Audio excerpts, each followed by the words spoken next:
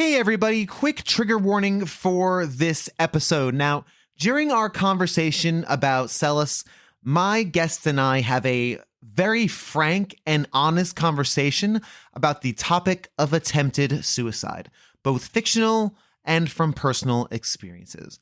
So if that's not a topic you'd like to hear about, then I recommend not continuing with the episode. Check out another show, but this one gets really real in a lot of places, and I wanted to make sure you were prepared for that before continuing on. Thanks for listening and enjoy the show.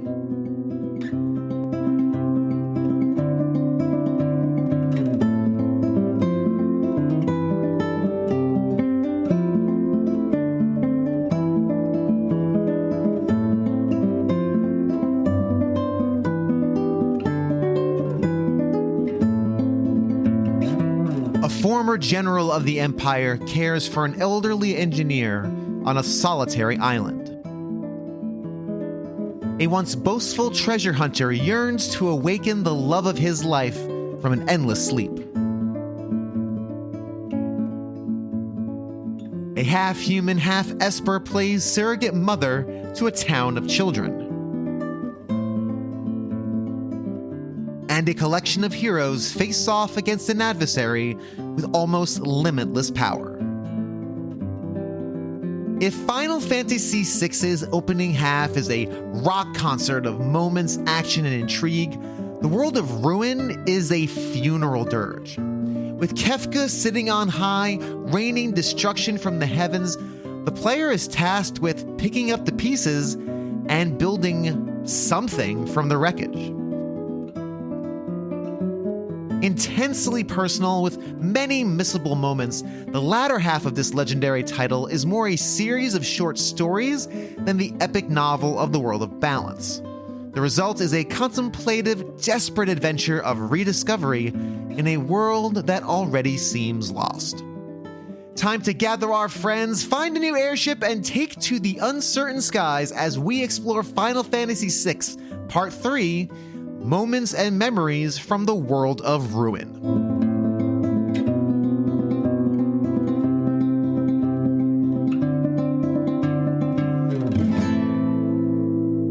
Now, as we start this trek through the desolation, it's important to spend a bit of time discussing how we got here and the jaw-dropping moment when everything falls apart. To talk about the World of Ruin as a concept and theme is Greg Sewart of the Player One podcast and Generation 16 series of videos, and then James and JJ of the RetroFits YouTube channel. Do you remember how you felt when you first encountered that, and even how you felt most recently when you played it? I didn't get there most recently when I played it, but I do remember that happening. If I remember correctly, I thought the scene was played out really well. Because of course your whole party gets scattered everywhere.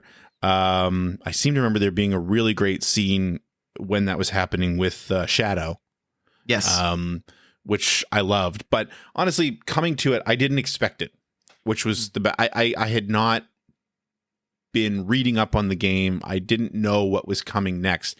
And it reminded me a lot of discovering that, there was a whole world underneath the overworld in Final Fantasy IV, right? When you go down and you find the dwarves and things like that in Final Fantasy IV, it reminded me of that, but on a much larger scale, which really is how I feel about Final Fantasy VI in general. It's sort of take what they introduced in 4, ratchet everything up to 11, put it on a much grander scale, and that's Final Fantasy VI. And so it kind of felt like that moment to me, where it's,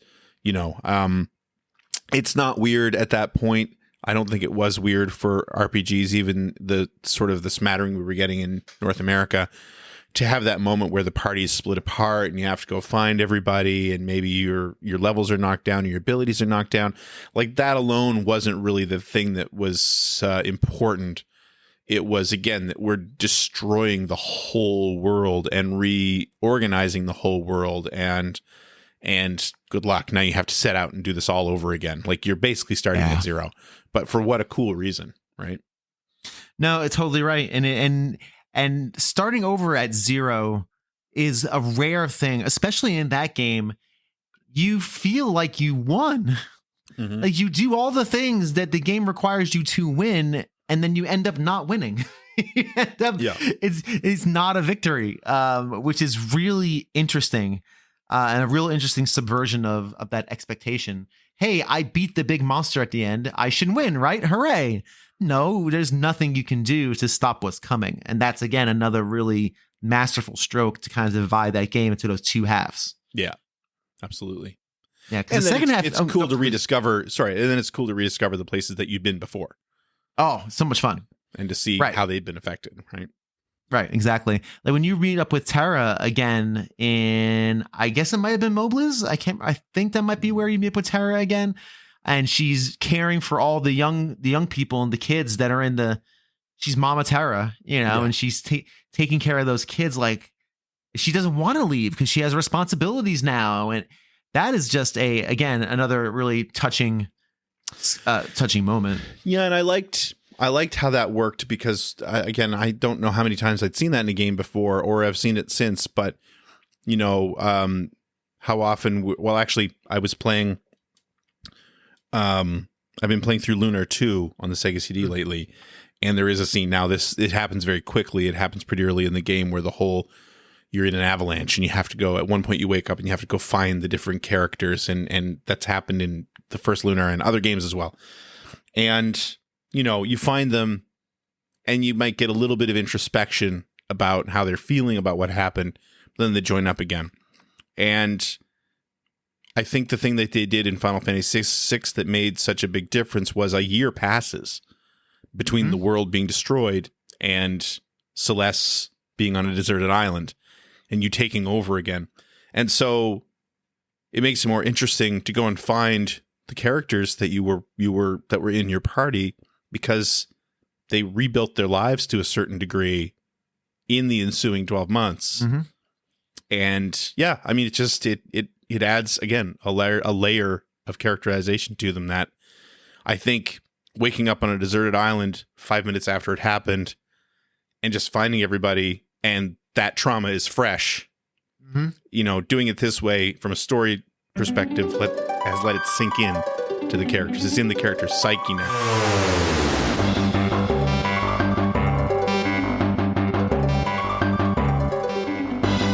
I think I make a lot of sense in that there's a lot of intentionality in the way that the world is presented in Final Fantasy VI, especially when we go from that world of the present to the world of ruin, right? The world of... I think it's the world of light. Is it World of Light? I can't remember what it's called now, but it's... I feel like it's World of Light and World of Ruin. Or no, it's World of Balance. That's it. Thank you. World of Balance. Thank you. Because you knocked the statues out of alignment. So the World of Balance and the World of Ruin, the way that they recontextualize those environments to work for both sides, more than just destroying a few buildings and it makes it so you can't go in there, which I think is effective in itself. But just the way that they're able to take those settings and recontextualize it after this disaster, I think is really masterful and good. And Final Fantasy games have been eking toward that. 3 and 2 and 4, they all had different areas, right? The underground, you got the moon, you have the floating continent in 3. But Final Fantasy VI really takes it and turns it on its ear and really creates something pretty special. Yeah, well, especially because when you go from balance to ruin, when you're finally at the point where you can, you get the sense that like the world outside of that desolate island actually still exists. The first thing you notice is that, all the continents are different. I've got a squealy kitten. It's okay. Come say hi. Hello, she wants kitten. Attention. It's okay. You're allowed. And of course she's off on cat business. But yeah, you look at the map and you're like, wait, everything is different, right? Wrong. Every single town, city, and castle is in the exact same place. Yep. But the world is warped. So interesting. And it destroys like your perception of how you knew where to go to get to where you needed. When I say we got lost, I meant it was during that part when we first got the airship back, or not back. The original one's dead. We found the new one, the Falcon. Yep, that's it. And we were like, okay, well, we need to fly here, right? Where is there? Because my context for what to look for to get to the right place on the continent is gone. So creepy. So yeah, it's not just good. it's not just the colors and like the dying vegetation and the expanding deserts and the ocean looking like weirdly dirty. It's also just literally, where am I? That's cool. Because on a map scale, you don't have any clue. Yeah. No, 100%. You're right. There's really no set frame of reference. There's just no frame of reference to where you're supposed to be. And I never thought of it that way, because you're right. The places are in the same place, but the continents are different. I never contextualized it like that. That's interesting. Yeah, I forget if it exists in the world of balance, because you're not really allowed to go there and do anything if it is. But the Colosseum doesn't open until the World of Ruin. Correct. So I always forget if it's actually there in the World of Balance. And watch, No, it is, because we went there. Oh, yeah. I was just about to say, like, watch somebody go onto our channel and find that episode where we literally walk in and we're like, oh, cool, this is here. You know, now that all of that is there for out of context embarrassment. But I mean, but the only two things that you can find just by looking at the ground and recognize are the Colosseum and the Opera House. The Opera House is the only like really, really other unique looking building. Yeah. You know, so those are the two anchor points that you can use to kind of pinpoint. Oh, it's the same point in the world. Gotcha. Got it. And that and like the World of Ruin Opera House stuff is very, very interesting.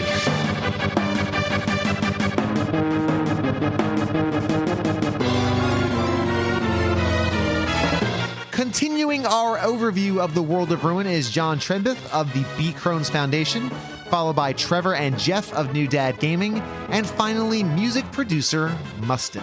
6 is absolutely amazing until Kefka wins. Once you reach the World of Ruin, the game becomes a fetch quest.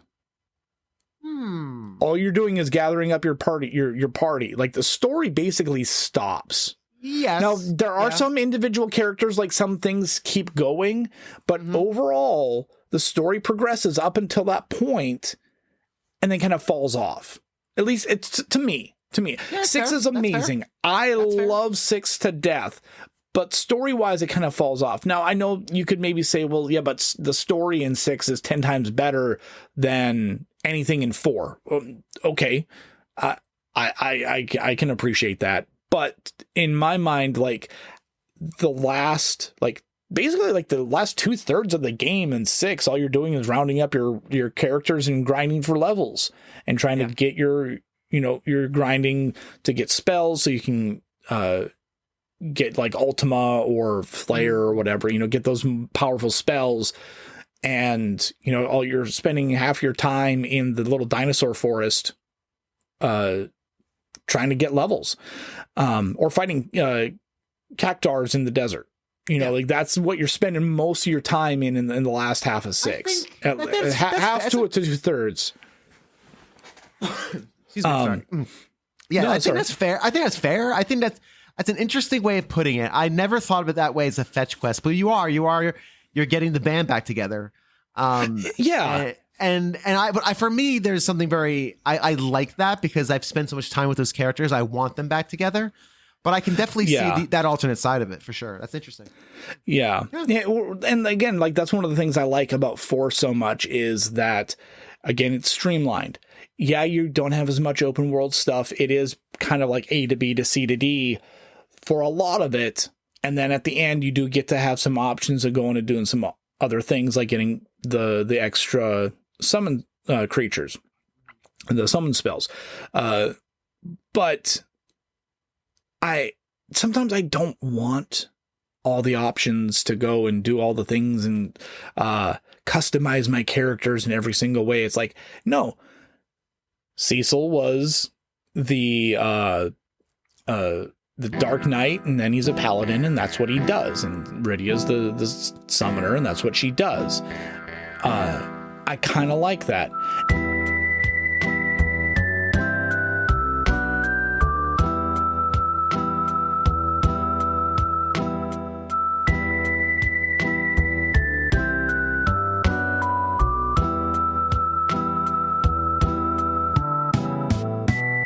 Any other thoughts on Final Fantasy VI or recollections? Any big moments, Jeff, that you remember from? We talked about the train and the suplexing the train and the ghost train, which I think is one of the more surreal moments of that game.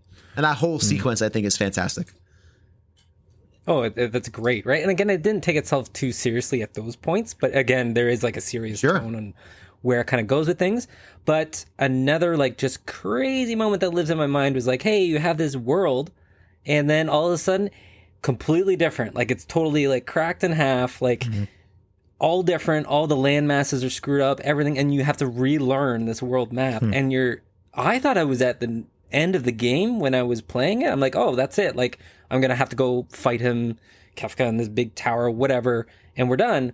Nope. It was just like, this is the world map now, and you got to rediscover all these places, and they're all kind of moved around or demolished or whatever, and you have to relearn and grind and go, and that was half the game. That was like end of disc 1 kind of thing, and you start this next like whole 40 hours worth. So like that again was one of those things that up the game, up everything, every expectation I had was just blown out the window again as a kid, right? It was just totally unexpected. This was the one game, though, that I eventually got a player's guide for, like the old school, like paper ones. But I had already been through like 3/4 of the way, and not to spoil anything, I don't know how far Trevor's got. But that's not a good barometer, man. So don't worry about it.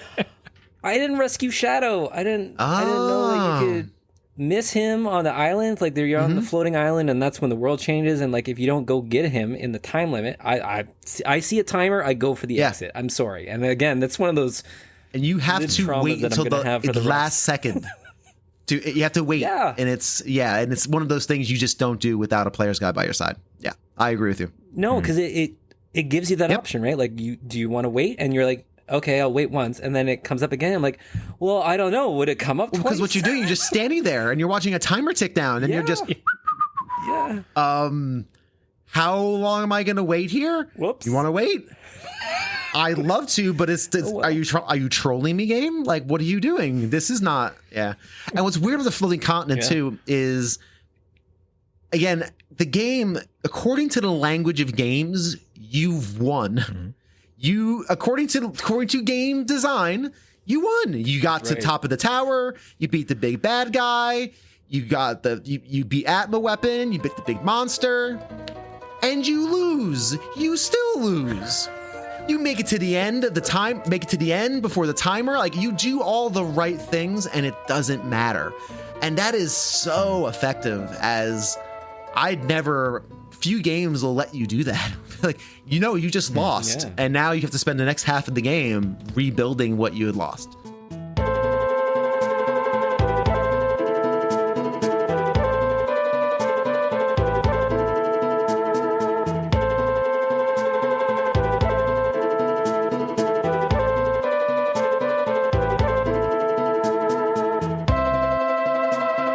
You used a great word to describe the whole thing and wrap it up. It's humility. You are humbled by what just happened, and the idea that if you keep going, you're starting over, kind of. And that is humbling, and it is very awesome. It is very motivating. And when you start to put it back together, and you start getting the band back together, and you get the Falcon. Oh my goodness, man. It's so you feel like you could take on the whole world. And that's what's so great about it. What a great thing. I guess it's like, it's got a real never ending story kind of vibe. It's like this book that is so magical that you feel like you're really a part of it.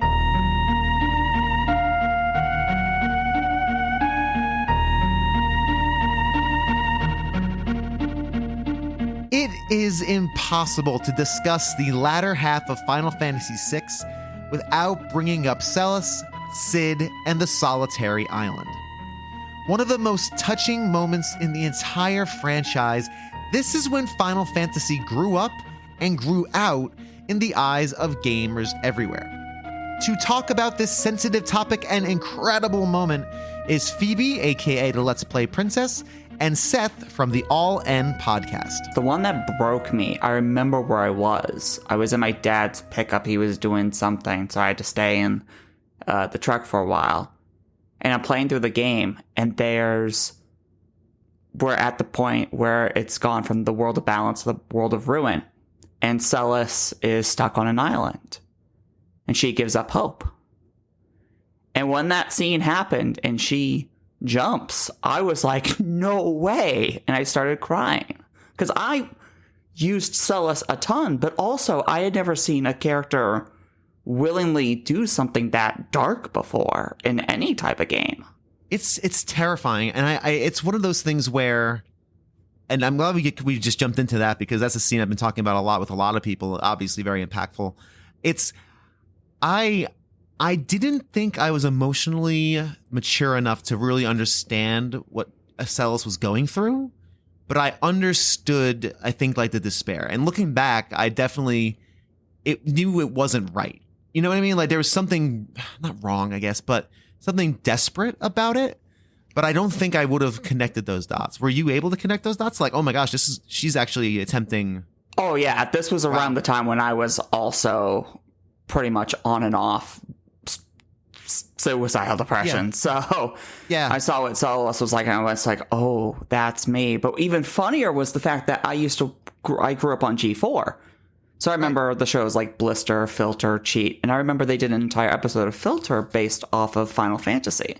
And they had one of the lists was top 5 or top 10 most iconic scenes or most depressing scenes in a Final Fantasy game.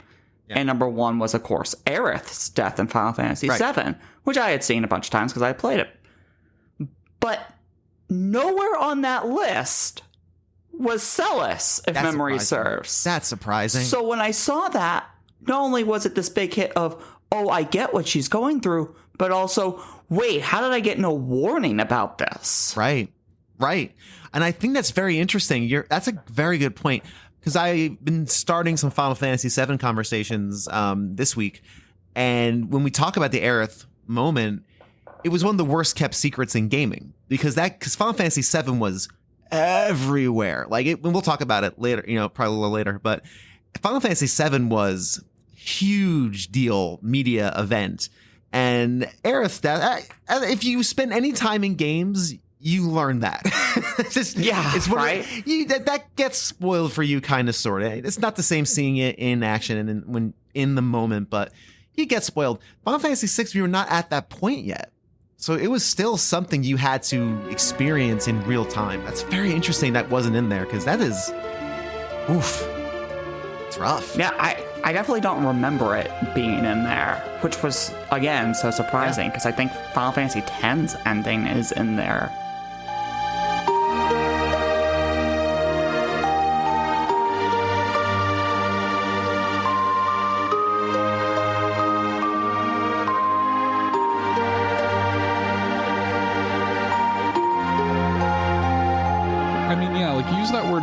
Cinematic. It is cinematic. Like, it just has those scenes are so well considered and friendly. You could tell that the development team took a certain responsibility upon themselves when it came to tackling a scenario like that, right?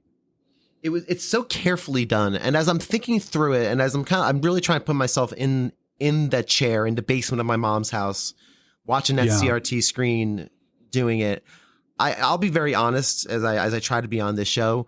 I've had thoughts like that since I was 8. That's my first recollection of what would it like if I wasn't here anymore. And again, I'm being very careful with language on it, because this is obviously very sensitive. And I'll probably put a content warning before we even broach the subject on the show. But I've had thoughts like that since I was 8. That's my first recollection of a desire to do that, because I got in trouble and I was feeling guilt and shame and all that. But even then, to see it visually, I don't know if it fully got in my brain. I knew something was wrong, and this was horribly sad. But I don't think I had the emotional intelligence to process it properly. I think. Yeah. I wish I could say like, oh my God, I've totally identified. I don't think I did. And I think that's such a wonderful testament to what the developers tried to do, because it affected me as being completely memorable. I remember sitting there watching it, and I know I felt uneasy and I felt weird, but I don't think I put those two things together. Very interesting. Right. Very interesting. Yeah. And again, time and place, obviously with things like depression, there's ups and downs. Who knows where I was when I was in that, who knows where I was mentally at that point. But, it's such a very carefully considered scene. It is. And carefully crafted. Man, you and I are so alike. I recalled when you were saying that. This is a bit of a funny story, and I don't want to make light of this topic at all. But like you, I very clearly remember the first time I had a thought like that, and it was not. It was for something that is so stupid in hindsight. Yeah. What it was, this is a bit of a funny story. My sister, I have a younger sister who's a few years younger than me. She tricked me into, she did the whole thing. My parents were out of town, and it was like right around Christmas time. And she was like, hey, like, I bet if we open like just one of our presents, they'll never know. You open one. If you open one, I'll open one. It's okay. We can get away with it. It's just a small one. We can do it. And she goes, okay, you go first. And so I opened mine, and it was a DVD of Steve Martin's The Man with Two Faces, I think. Or two heads, or whatever it is. Just like I don't even know why I was given this. I was like 8 maybe. And and then my sister goes, okay, I'm calling mom and dad. And she like manipulated and tricked me, and she told mom and dad about it, and they're, we're on the phone with them, like, you're in so much trouble, blah, blah, blah. And that was when I thought, I better do something about this. And the way that I thought to do it was, I'd always heard that if you like sweat too much, like you could dehydrate and whatever. So I went to my closet and put on all of my jackets. And when my parents came home, it must have been so stupid, but they just come home and they see me in the closet with like 12 jackets on, just like, thinking I'm gonna like sweat myself to death or something. And that was my first, like, it's silly and I can like laugh about it now. Yeah, no, yeah. But like I'm like 8 years old, and that was my first like attempt, I guess. But to your point, like, when you see a scene like this in Final Fantasy VI, like, that's somebody in this thought process for like a real reason, not because they opened up a Steve Martin DVD a little bit early, but because they've lost everything important to them, right. Right. So it can sort of like, I don't know that I understood the gravity of what was happening, but I do think that it maybe reframed my own like perception of like of what that kind of means, maybe a little bit. But yeah, I don't know. Like, yeah, I wish I could say like, oh yeah, that was like a earth shattering, moment. I think I maybe had that like later on when I was older playing it. Yeah. But yeah, that's a powerful scene, man. Yeah, I'll share mine real quick. I remember exactly. And again, and it wasn't quite as silly. I was in my room I got yelled. I probably yelled at my brother or sister for something, or I yelled at my parents for something. And I remember sitting in the corner of my room, back against the wall, just seething with like this anger and this shame and embarrassment. I think because I had like family members over, so I think I was like publicly, not shamed, but probably was disciplined in some way. And I thought I grabbed a pencil off my desk and I tried to jab it into my neck, but the pencil was not sharp enough. So all it did was like hurt and left like a mark. But so luckily it wasn't like, even if it was a very sharp graphite, I don't think it would have pierced my skin. Right. That was my choice. That's what I thought was gonna do it in for me. And again, obviously, I was fine, obviously, and there was no issue, and I don't even notice the mark, right. Not nearly as I guess humorous as a Steve Martin DVD. But so interesting though that we had like kind of similar experiences around the same age. Yeah, 8. I was 8. I remember exactly, and I can picture it today as like it happened yesterday. Same. So yeah, man. So let's I don't know where that would ever go into any podcast. I might just stick that in the drawer somewhere, and I don't know. All We'll good. see. All good. Yeah, man. Yeah. But anyway, I appreciate you sharing that story, man. That's it happens, and I think other people. I think obviously, I don't think we're the only ones who've experienced that, you know. And I think it's healthy to look back on that and recognize what that was, right? So. Being able to look at it and examine it, and recognize. Because I don't think I've talked with the exception of like my parents and like my wife. I don't think I've ever talked to that. I've never met anybody who had like a similar experience of like, I was actually pretty young the first time I had a thought like that. Like this has actually been with me for a long, long time, you know? I appreciate you sort of bridging that gap.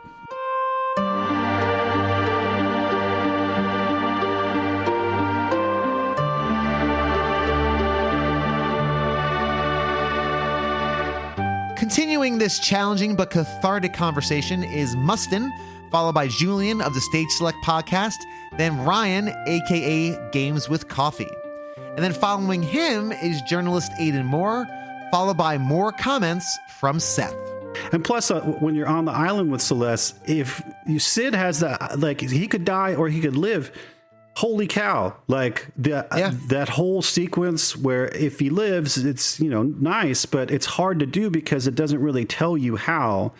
And then she goes and, to this effort to unalive herself only to, find some kind of hope and figure it out. I mean, that's hard to come back from when you're 12, 13-year-old, like just like, oh man, this is your the Notebook, this is your The Fountain, this it really is. Really is. Yeah, it's hardcore. Now you're in a situation where you are trying to keep an old man alive. Like it is, and who knows, you may be the only person left. It is such a daring, sad, and just heartbreaking moment. And that moment where she does try to unalive herself, she is it's tragic. It's tragic. And you hear that's the first time you hear the rest, or like the opening part of her theme, which is a very tragic introduction, but I just remembered that very clearly.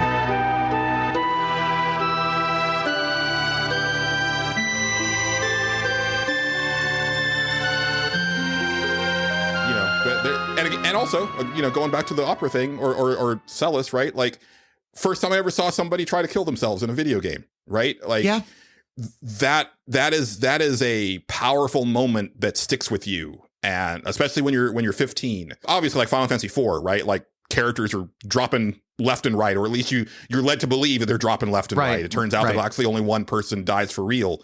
But at the same time, it definitely pulls on those heartstrings. But there's something a lot that hits a lot harder about a main character, like just being so distraught with the way of things that she's just going to jump off of a cliff. And I have, it's something that I don't think the series has ever even come close to getting to that level of darkness, other than Final Fantasy 16, but we'll get there eventually. We'll talk about we'll get there. We will make our way there slowly. I still have to play 16, so I still have to. That might be the next one I jump into after I finish 8. Not 9. 8 I gave up on. I gave up on 8. Yeah, that's fair. I couldn't do it. 9 is a lot of fun. It's adorable and great. Yes. I'm enjoing 9. Anyway, a lot of parallels to 6 also, but I'll save that for we'll save those, because I do want to finish it before we talk about it. Yeah, man. The Celis scene is one of the harder ones to talk about for obvious reasons. There's a lot of personal stuff that goes into that for me. I wish I could say I could identify with because I was 14, 14-ish probably when that came out, when I played it, maybe 15 when I actually played it. So same as you. And I definitely have had situations in my life, and I've had a history of having those kind of thoughts. The first time I attempted anything was I was 8, right? So I kind of knew what that meant, but I don't think it fully resonated until later on in my life. I wish I could say like, oh yeah, no, I totally made that connection as a 15-year-old. I probably didn't, That's giving myself way too much credit. As a 15-year-old. And also, you know, like that Nintendo like translation censorship, right? Like they kind of really, you know, fuzz it up a little bit to make it, you know, like if you're paying attention, you'll get it. And I remember getting it at the time, but I also, my memory is that I didn't get it in the moment. It was like thinking about it after the fact. I was like, oh, right. Because, you know, there's things that Sid tells Celes where it's like, oh yeah, people used to just like take a leap of faith off of the cliff, blah, blah. You know, it's like bull. That is not what they were doing. Yeah. That is not what they were up to.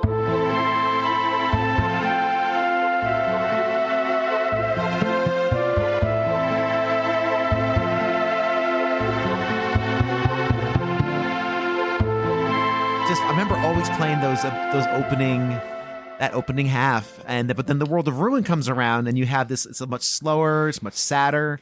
I mean, obviously, then opens up with Celes, you know, making a tough decision. Let's just say. I mean, obviously, we can spoil it. Yeah. How did that hit for you? And you saw that at 16.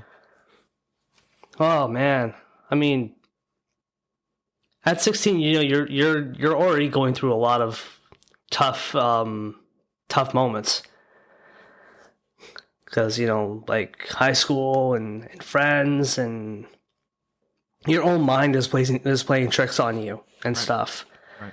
And seeing that scene where Celes loses Sid and, you know, has to make that really tough choice whether to keep going or to just end it all. It's just like, wow, that really hits home, you know?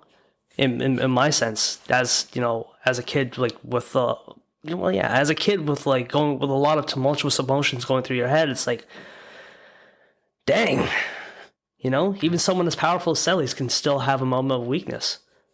Granted, she survives, but sure. but a letter from Sid like gives her the strength and the willpower just to keep going, you know. And it's that moment where she chooses to just stand back up and say, you know what, let's go. I can't just, my story does not end here on this deserted island. Like, that gives me life. That gives me strength to keep going myself, you know? No, it's very inspiring. It's very powerful, and it's probably one of the reasons why I also love Celes as a character. Yeah.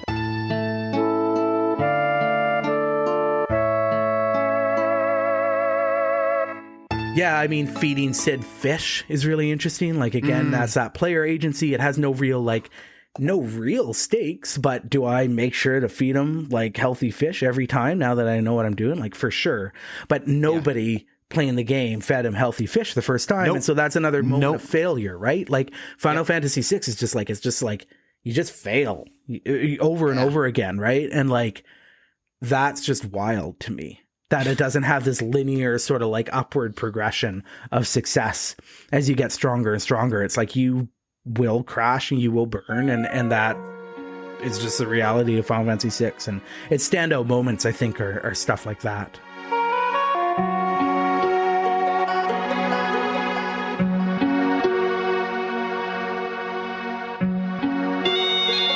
A lot of it was kind of like, you know, I remember we would talk to other friends who had played the game. I didn't know that there was an option where Sid doesn't die. Like, I didn't know that, like, I didn't know that. I thought that was just written in there. And the scene, the very iconic cliffside scene that follows, like, I thought that was all just part of the plan. I didn't know that, you know. Another famous thing is, like, you know, on our first playthrough, we didn't save Shadow, you know, like, we didn't go back. And, you know, stuff like that is kind of still unprecedented. Like, the amount of, like, kind of missable work in that game, like the amount of stuff that is in there, like, games today wouldn't do that, you know, especially not on that scale. Games today are like, hey, we spent the money making this, so like, by God, you're gonna see it and you're gonna experience it. Yep. So the notion that like a game of this like epic scale would have those little tiny missable or optional or, you know, moments that like if you don't perform it correctly, they're not gonna go the way you think.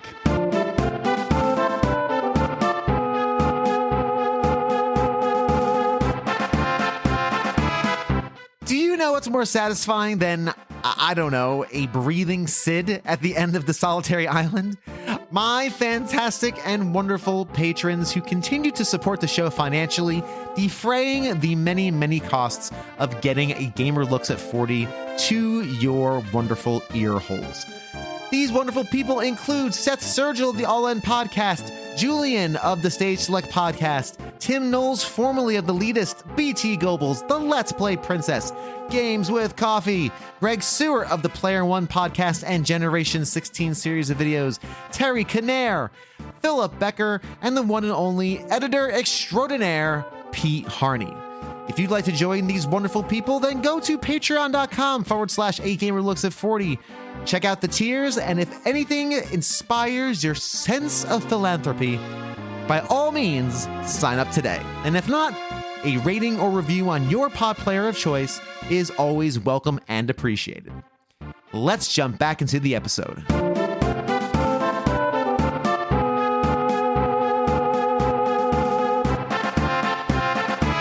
Like I've been saying all year, the magic in Final Fantasy games often lie in the margins. To talk about some of the small but impactful moments in the world of Ruin is Coffee, followed by the return of James and JJ, and finally, cosplayer Yurik. Well, go for it, man. I mean, because what other moments of Final Fantasy VI? One thing about Final Fantasy VI I will say that I really love is that it's not just the big moments, because in the world of Ruin, it's a lot of very small moments. I think the small moments are so beautiful. Yeah. Those little moments in the world of Ruin are just so beautiful. One of my favorites is when Locke tries to get the Phoenix, goes into the Phoenix Cave when you have to split into 3 parties, and the whole purpose was for him to try to resurrect his true love. And I'm like, oh my God, this is so powerful, man. Like Locke is like, you think Locke is just like this simple treasure hunter / thief. You don't tell him that he'll rip your eyes out. but like you see his motivation as to become a treasure hunter is to bring back somebody he cares about a lot. Setzer and reclaiming the airship, where he had an ongoing competition between himself and another fellow airship user, until a tragic death happens, and he rebuilds the airship, leaves it hidden, and wouldn't you know it, they need that airship now so they can go round up the rest of the Avengers and avenge the hell out of Kefka. That's just, again, these little powerful moments just make 6 just so endearing and so memorable and so beautiful and so wonderful, and it's just a perfect package of everything about Final Fantasy distilled into a 5x5 by 3.5 by 1 point something inch cartridge. You're right. You're 100% right. Into 16 bits, as they would say. I love the world. Whenever I played as a kid, I always played the fun stuff. Like, of course, I finished the game when I was a kid, of course. But every time I had a replay of Final Fantasy VI, I stopped at the World of Ruin.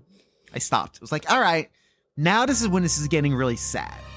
And this is when it gets really slow. And as I've gotten older, I appreciate those slower moments way more than I did when I was younger, which is, again, the sign of good art and good media. It ages with you as opposed to against you. Yes. And Final Fantasy VI definitely ages well with you as you grow older and experience it.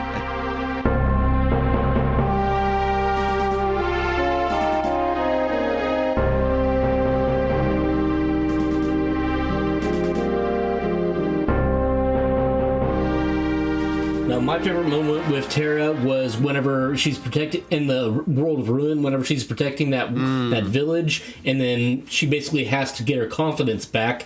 If I remember right, we named that episode because we named Terra Juniper for random reasons. We we named that episode how Juniper got her groove back. Yeah, that's pretty funny. That's pretty good. Well, because it's such a big moment. Because the first time you find her in World of Ruin, she does not rejoin your party. She goes out. She does like a power stance to face off what's his name, Humbaba. Yep. And she fails. She fails really badly. Actually, Humbaba like decimates her, and she just kind of like. But she saves the kids, and she sort of pulls herself like back underground, and she is talking about like how it's kind of that gifted and talented complex where like when you're really young, people build you up and it's always like, oh, well, what's the next best thing you're going to do? Like, what's the next great big thing that's going to top what you just did? And you're like, I am 12. Let me just have some fun with this thing that I did that's cool and see where that goes and not necessarily have that pressure. And you sort of see the aftermath of that in that part of the story where she's like, cool, so guess I can't really save anyone. Yeah. Even though she just saved the kids.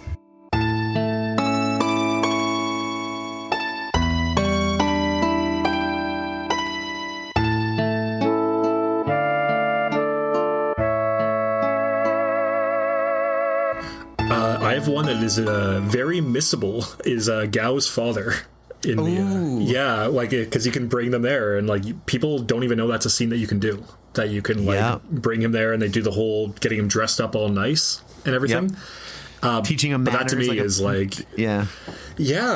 and like that to me is like I missed that. Like I don't know, first few years I played the game, and then I just randomly came across it like as an adult, and was like, wow, this is wild. That is a really intense moment because Gao is a character I never liked. This from a gameplay perspective and from I just found him annoying. I didn't want to run around the Veldt, leveling and doing that thing. But when I learned that was a possibility as a side quest, it definitely gives the character some depth, and it creates this very tragic little story. Yeah, that's what I mean about like the character not being like a bad character is like I kind of didn't care for Gao either till I got that scene. And then I was like, oh, now this guy has like development.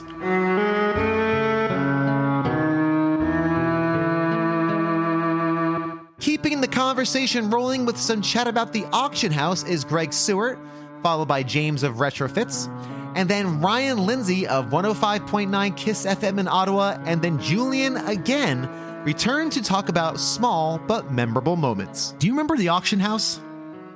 Vaguely. Okay, I don't know. I want to talk about the auction house. Okay, that's fine if you vaguely remember it. It's not a big deal. Again, this is another one of those weird side things that I really, really dug from just a story perspective and this like kind of world perspective where Jador, I think, is the town where that you would do that. And it's like they're all very affluent, like the last hoity-toity town in the world that hasn't been torched by Kefka. So they're still like auctioning off, toy airships and stuff. I don't know why. For some reason that just came to mind as like a fun moment. And again, one of those smaller moments. The absurdity of it. Just the absurdity. Trying to survive. Yeah, everyone's trying to survive. Half of Mobilis is destroyed. Terra's taking care of 12 kids in the basement of a hovel, and you have the elite in Jidor bidding on magicite. It's kind of wild actually when you think about it.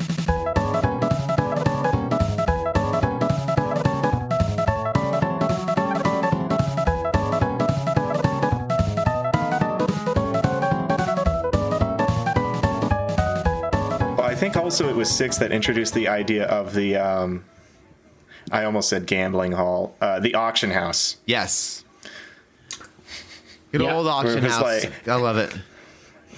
But unlike Final Fantasy IX's auction house, which allowed you the opportunity to win whatever they were throwing out, whether it was a key item or a regular item or anything, Final Fantasy VI likes to throw in little ringers that are like, you will never, ever be able to win this because the kid wants the airship and his dad has more gil than you have spaces for numbers for gil in your inventory. Doesn't he say like 10? I think it was 10 like million. 10 yeah, something 10 like million. that. Like 10 million. For a toy airship. For a toy airship, not a real airship, a toy airship, and for 10 million gil. And the game will let you just plunk money away at that. It will let you attempt. It'll let you try. Yeah, you could keep bidding upwards and trying to like beat the other people to get it. And then like I think when I was first playing it, it was only the third time around that I realized, oh, that little brat just wins these things because they're not for me. Cool. They're just not for you. The game designer is tee-hee laughing all the way to laughing all the way to the guild deposit box. That might be why in 9 you actually can win the airship model. That's true. That's probably right. You probably have a point there. I'm pretty sure you can win one of them, and then a few of them you have to find as like a key item search. 9 had a lot of fun with like just key item hide and seek.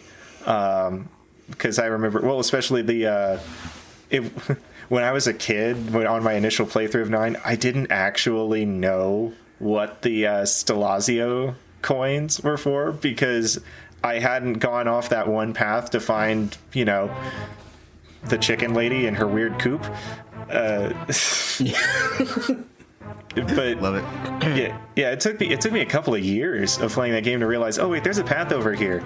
Oh, this is weird. What is? Oh, these coins I've been collecting. They're worth things.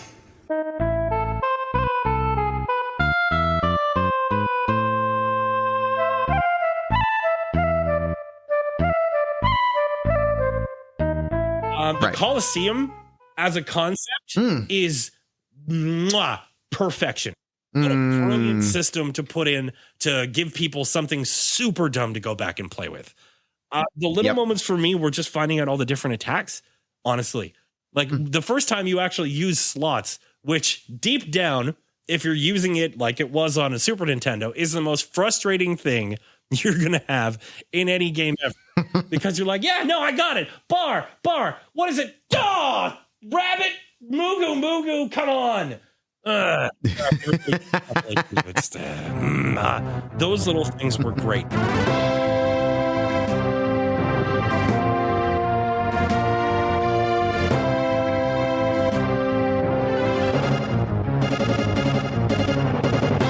So one of the smaller things that I always think back to, and we can definitely talk about some bigger ones, but teenage pregnancy.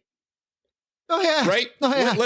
Let's have a plot about teenage pregnancy, right? At the end of the world, and it's not done in a judgmental way or anything like that. It's Dwayne and Qatar, and they're in love. But that's kind of a heady subject. Yeah, it is. Like Tara is ostensibly like the caretaker of these kids and teenagers, and while that's happening, these teenagers over here have gotten hooked up and gotten pregnant, and and so not only is it like, well, how do we bring new life into this broken world, but how do we also protect these kids from this monster that comes to bully this town on a regular basis? I don't know. I always think about that, and it's like, man, yeah, they really went there. I think some of the like stuff that you can do in the World of Ruin, like to kind of resolve certain characters' stories, is really great. Like I like the fact that you can do like a little like My Fair Lady type of thing with Gal, and try to like like gussy him up and teach him manners and teach him how to eat properly to introduce him to his father, which is very funny, but then ends in like just a very sad bit where it again, like really threading that line, right? Like very silly and wacky, and then like, oh, there's the gut punch, right? And that's the end of Gal's story for all intents and purposes.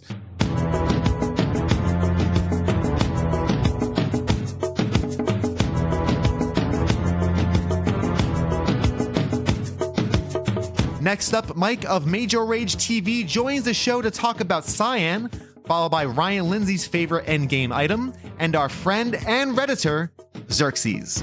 There are a couple of smaller character moments that I actually I like and I think are more poignant than the big topic ones that you've mentioned. Go for it. Cyan and his letters impersonating the dead soldier.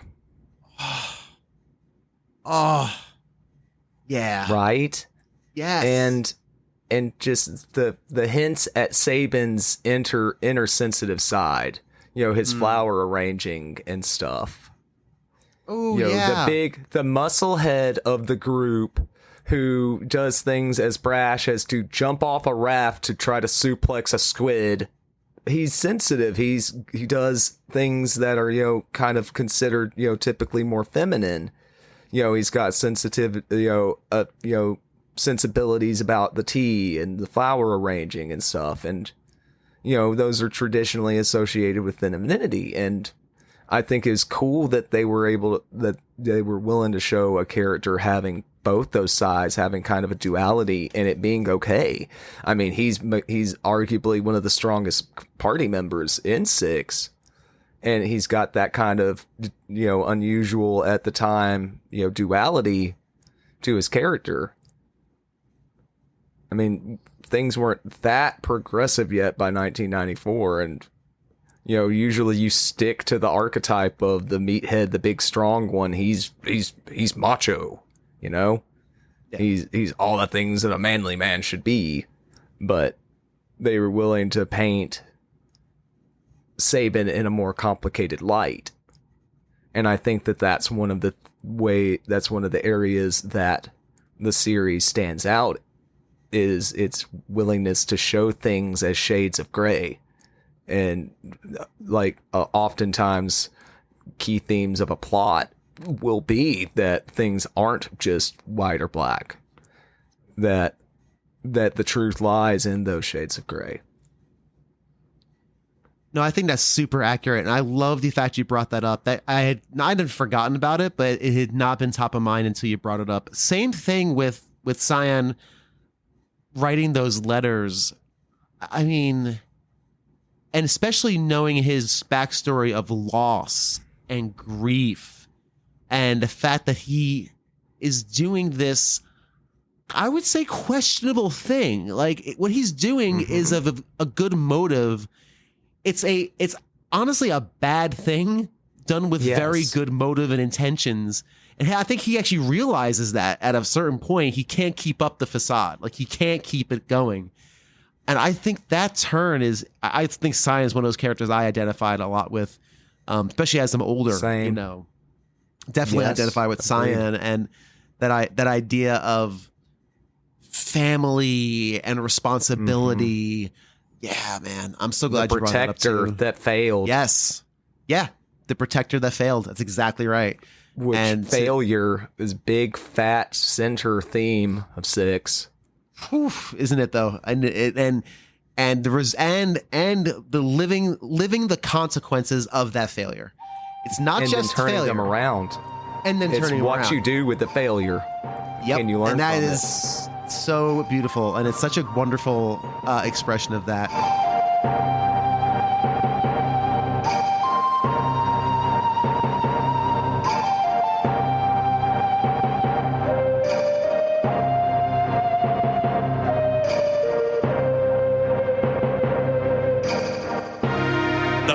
Economizer. That's the economizer. Very first economizer you pull is such a beautiful, beautiful thing. When it happens, I'm telling you right now, there's not a person alive currently today in this technology that does not take a screenshot or picture when they pull an economizer and post it on socials to be like, yes! Yes! Yeah, how many of these damn dinosaurs I fought for this thing? Economizer, let's go! I need more. For those who may not know what that is, what is the economizer? Oh, come on. If you don't know what the economizer is, they may not know.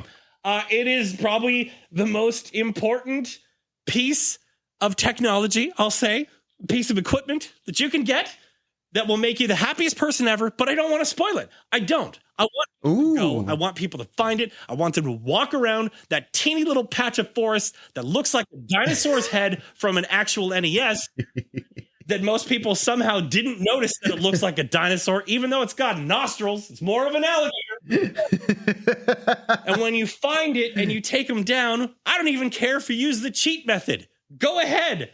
Vanish them. Yep. I don't care. You can vanish and do them all you want. You get that economizer. It is a beautiful thing. It is the most empowering relic. It might be the most empowering relic in the game. I mean, it is so good, but so hard to get and such a pain in the ass. And it is, but boy, is it worth it. And that's what I love about Final Fantasy VI, and love when games in general do this. When there's an annoying thing to do, please make it worth it. Yeah. And man, it does. Like Final Fantasy X, for example, like getting those celestial weapons, a lot of those are a royal pain, and a lot of those weapons, not worth it at all. Like, oh no, I wasn't worth playing a season of Blitzball for this ball for Waka. No, it was totally not worth it. As much as I love Blitzball, but I've never finished ever because I'm playing Blitzball, and suddenly like 3 years have gone by. I have a beard down to my ankles. I don't know what happened. But I'm the best Blitzball player that's ever been seen. Jack me Dan. I got him. I love me some Blitzball, but I do love me some Blitzball. But in 6, when the things are a pain in the neck to do, the rewards are always worth it, and that is such a great feeling. And Economizer is an awesome example of that. I'm so glad you pulled that out. That's a really good. Try and tell me there isn't a better moment than you managing to double cast Ultima for 1 MP per cast back to back, and then have Go-Go do it. Come on. I mean, it's literally feet up on the table, hands behind your back, just sunshiny day. It's amazing. Amazing. I love that as a really good pull. Rage as the leap concept and the rage concept is so brilliant to me. It gives you so many options, and the awful truth is you're going to use none of them. Like you might use 2, maybe 3. You're like, I think I'll stick with Stray Cat all the time. That's basically all I'm going to do. No, I got them all. It's fine. I fought everything in existence and went back and leapt and spent hours and hours going boom, go boom, go boom, go boom, go ba, ba-na-na, ba-na-na-na. And by the time I was done, I'm like, cool, I'm still going to be the Stray Cat all the time, but that was fun.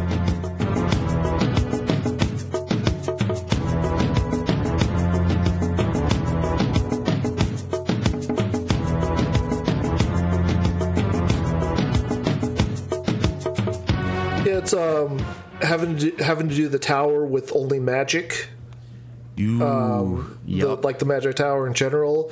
That was a fun one. At least until you realize that you had to have life 3 or let's see, or you could or if you actually like bothered to do the math on it and everything, you could hit him with enough damage and then use the I forget the Esper, but there was one that allowed you to send your entire party up in the air, and then they'd all use jump on their return. And so I think that might be Tritok. right. I think that's Tritok. Yeah. Okay. Yeah, the bird. Yeah, you shoot the carrots and then you can drop. Yeah, I didn't think of that either. Yeah, so that was like the only way I could really get around that. That's really cool, and you don't know you need it until you're actually in the battle and you realize, oh no, someone needs to be able to revive there's that themselves. too.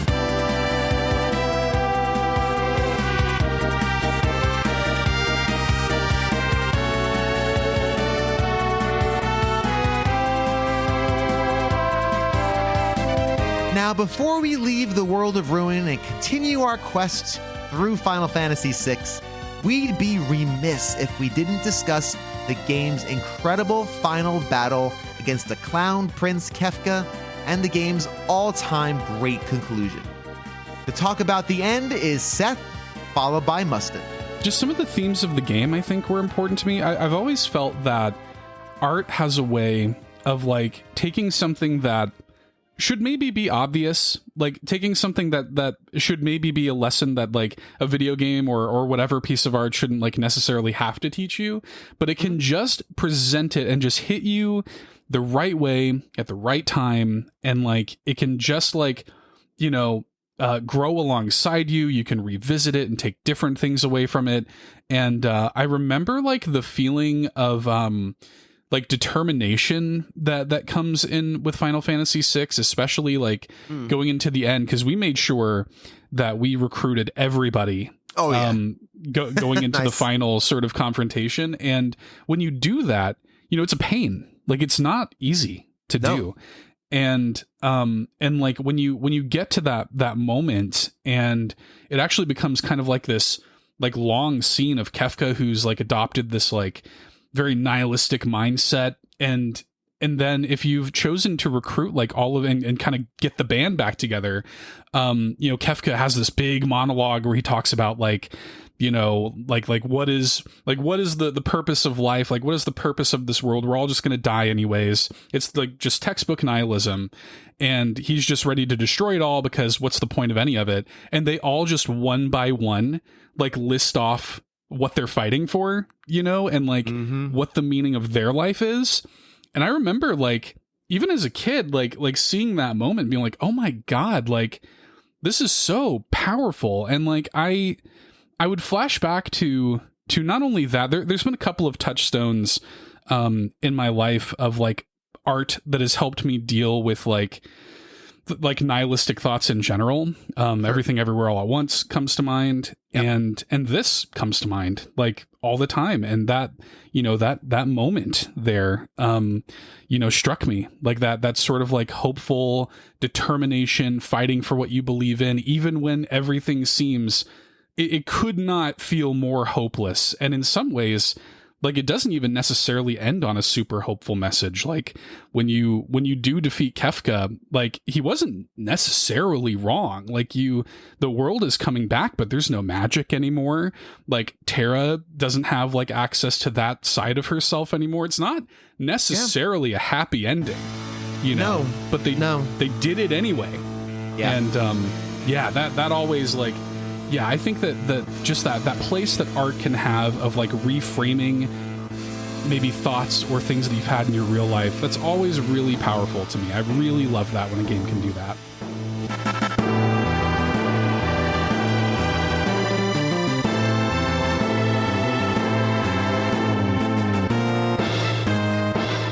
No, it's an incredible moment, and let's talk about that final battle, and let's talk about the ending too, because I love when a game, and this may be just old school gamer Bill talking, but I really do love when a game takes its time to craft a good ending. Like not good as in like it's a good ending or a bad ending, but a quality conclusion to what you went through. Especially the longer the game, I think the more in-depth and involved the ending has to be. And the ending for Final Fantasy VI goes on for, I want to say 20 minutes.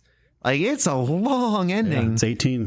We're not 18. Okay. Yeah. So it's a long ending. Can you remember like thinking back what that sense of accomplishment was like when you finished it for the first time and going through the ending and seeing all the little trinkets, like you said, for the characters? Like, yeah, I'd love to talk about that a bit.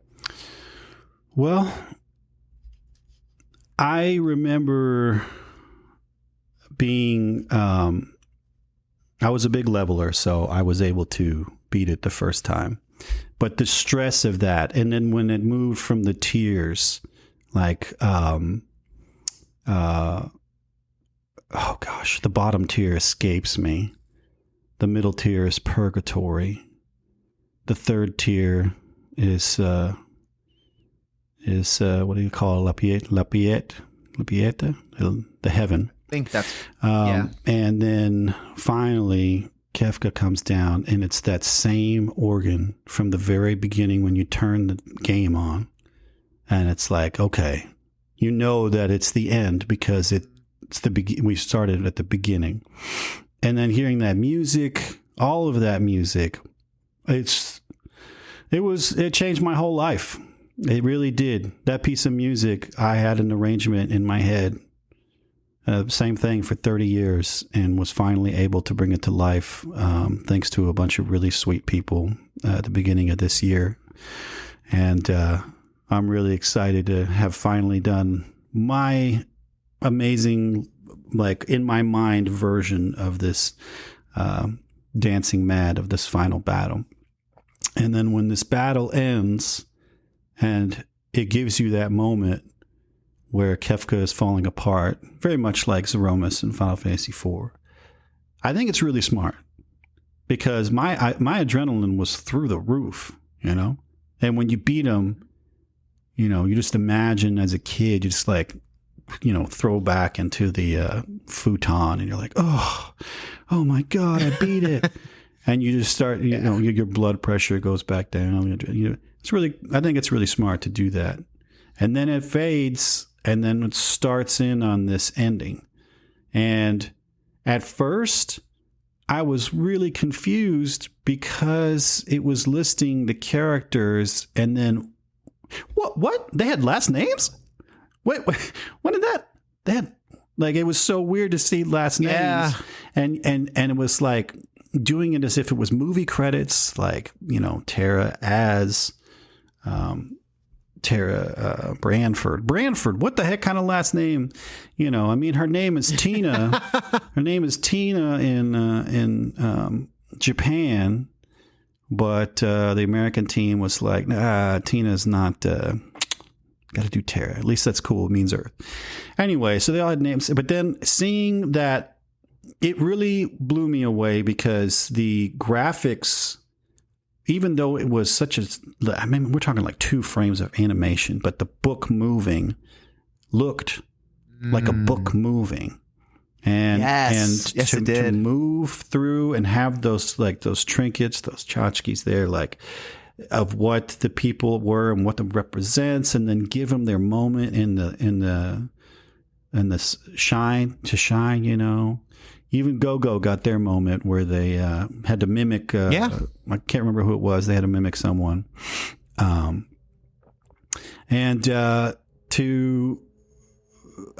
just, and then to intersperse, like, okay, you got the music, you got this amazing arrangement of everybody's themes that's going on. It's one piece of thing, but then, you know, oh yeah, we got to get the fudge out of here, and then it ramps up, and we got to fly. I mean, it's just so cool. It was, I had never seen anything like it. Even Final Fantasy IV was more kind of like a pop-up picture book, which is not a bad thing.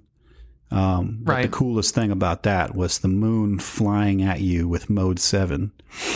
And you were like, whoa. Yes. But on this, there was like tons of stuff where like the ship was dropping down and the clouds overlapping and all these things are happening. And, oh no, is Tara going to live? And even though the game was over, the stakes were still high and it was still wildly entertaining. It was just such a warm, big hand on the middle of your back. Good job, kid. Like, you did it. This is your reward. This is your Oreo cream pie and RC cola. Yep, that's your RC cola. That's your strawberry lemonade. It's wonderful. I'm actually looking at old screenshots of the ending and how, as you're descending and leaving the final battle, you're getting those little vignettes of each character, and everyone, like you said, gets their moment. They all have the little trinkets that mean something. Umaro has like a little skull and bones. Go-Go has his mask that he can turn into something. Gao, of course, has the diver's helmet that you get, one of the first things he wants you to get for him. Mm-hmm. And the fact that everybody gets a little bit of time is really special and so just well done. Even Shadow, if you don't save him, Shadow gets a like a visual eulogy. I don't know if you remember that, but you get it's like a little it's like, that's a good way of putting it. It's like a visual little eulogy, because it's the way that he did it was so genius that the Umaro and Go-Go themes can just cut out and it can just keep going. So if you got one or the other or none, you wouldn't miss a beat, to say. So if they would still be a secret to you, for you to find later, which I think is really cool. Yeah, totally. Very cool. And I love the final page of the book says, "And you." Yeah, that was so real. Real cool. It was a real Earthboundy moment. Yeah. Yeah, it has an Earthbound vibe. Exactly. But when did Earthbound come out? And Earthbound was before. I want to say it was before, but I think it might have been after. So 94, August 27th, 94 was released initially.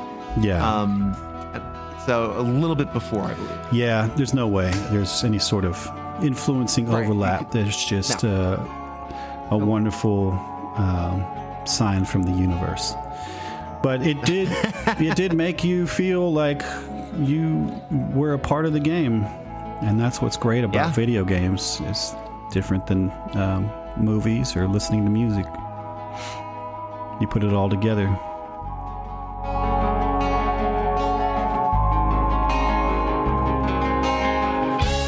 Thank you so much for listening to this edition of A Gamer Looks at 40. We have a lot more Final Fantasy VI to do, and then we have a lot more Final Fantasy to do. But I will be breaking up these Final Fantasy episodes with other things that are not related to that franchise, just in case you're listening and can't stand Final Fantasy and thinking, when will we talk about something else? There are some other episodes coming up that will break up the monotony a bit. But we're going to keep on trucking next week with a conversation about arguably the finest villain in all of Final Fantasy, the Clown Prince himself, Kefka. That's right, we will be embarking upon the Kefka-sode next week. So if you dig that evil maniac, by all means, this is the place to go. Thank you to my editors, Pete, Harney, and Kev from the Discord. They cut up the interviews to make it super duper easy for me to put together these main shows. Thank you to my patrons once again, and thank you for listening to this episode of A Gamer Looks at 40. And until next time, just be kind to yourselves and each other.